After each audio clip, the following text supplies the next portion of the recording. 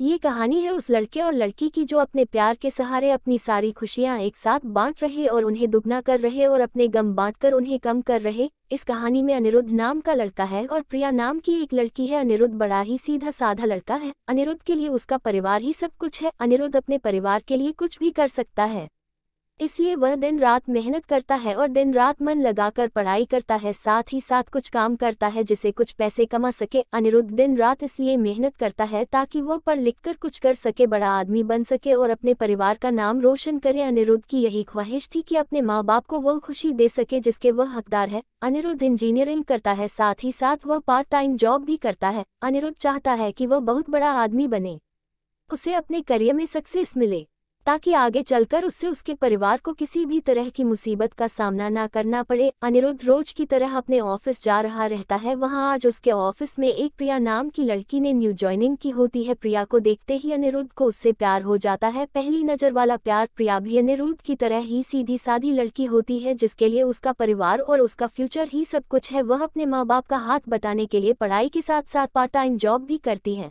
प्रिया लेकिन अनिरुद्ध से थोड़ी सी अलग है। अनिरुद्ध अपने माँ बाप के कहने पर चलता है, जैसा वह कहते हैं वह वैसे ही करता है, लेकिन प्रिया अपने सपनों को जीना चाहती है। वह अपने सपने पूरे करना चाहती है, उसका जो दिल चाहता है वह वही करती है। उसने कभी दुनिया की फिक्र नहीं की, लेकिन उसके परिवार की पुरानी सोच उसके सपनों के आड़े आ गई, इसलिए प्रिया अपने सपने अब तक जी नहीं पा रही थी।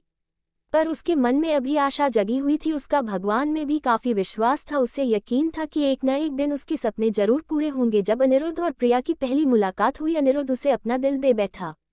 उस दिन से दोनों में दोस्ती हो गई। प्रिया को अनिरुद्ध का स्वभाव अच्छा लगने लगा। अनिरुद्ध हर वक्त उससे बात करता, उसका छोटी छोटी चीजों में मदद करता, हर वक्त उसका ख्याल रखना, हमेशा उसे पूछना कि उसने खाना खाया कि नहीं। धीरे धीरे प्रिया भी अनिरुद्ध को पसंद करने लगी थी। फिर एक दिन अनिरुद्ध ने प्रिया से अपने प्यार का इजहार किया और प्रिया ने भी हाँ कह दी, क्योंकि प्रिया को भी प्यार चाहिए था। वह हमेशा अकेली थी, अंदर से उसे कभी इतना प्यार नहीं मिला किसी से और ना ही किसी ने कभी उसकी परवाह की। अनिरुद्ध का ऐसा स्वभाव प्यार भरा और परवाह करने वाला देखकर प्रिया ने उसके प्यार को कबूल किया और अपने प्यार का भी इजहार किया। इसी तरह दोनों एक साथ घूमते मिलते, एक दूसरे से बातें करते और अपने प्यार की खुशियों के पल समेटते रहे।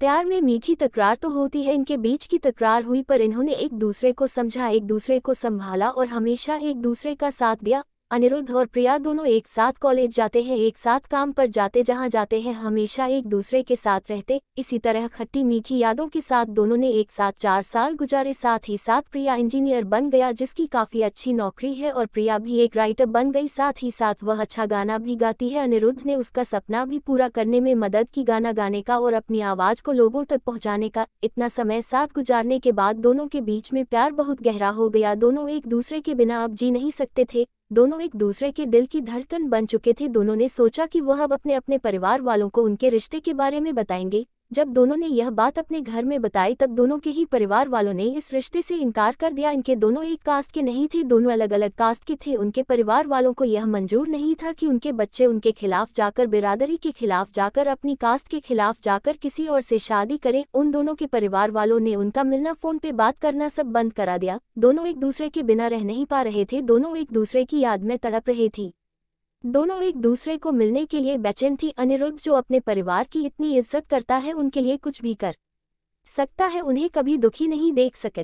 अपने परिवार की खातिर उसने प्रिया को भूलने का फैसला कर लिया। प्रिया को अपने प्यार और भगवान पे पूरा भरोसा था, उससे यकीन था कि वह एक न एक दिन जरूर अनिरुद्ध के साथ होगी, इसलिए उसने कभी हिम्मत नहीं हारी। उसने बहुत कुछ किया अनिरुद्ध को पाने के लिए। रोज सुबह शाम वो भगवान से प्रार्थना करती, रोज अपने माँ बाप से कहती कि उसने कभी भी उनकी कोई बात नहीं टाली, किसी चीज के लिए उसने ना नहीं कहा, बस अपनी जिंदगी का फैसला वो खुद करना चाहती थी, क्योंकि वो जानती थी कि उसकी खुशी अनिरुद्ध के साथ है और किसके साथ नहीं। प्रिया अकेले ही अपने प्यार के लिए लड़ी, उम्मीद कायम रखी, भगवान पे भरोसा रखा और एक दिन उसके परिवार वाले मान गए। काफी कुछ प्रिया ने सहा, काफी गिले शिकवे हुए, नाराजगी हुई, लेकिन आखिर में सच्चे प्यार की जीत हुई। किसी तरह अनिरुद्ध को भी प्रिया ने मन लिया उन दोनों के प्यार के वास्ते, और उनके साथ को देखकर उनके परिवार वाले राजी हो गए इस रिश्ते के लिए।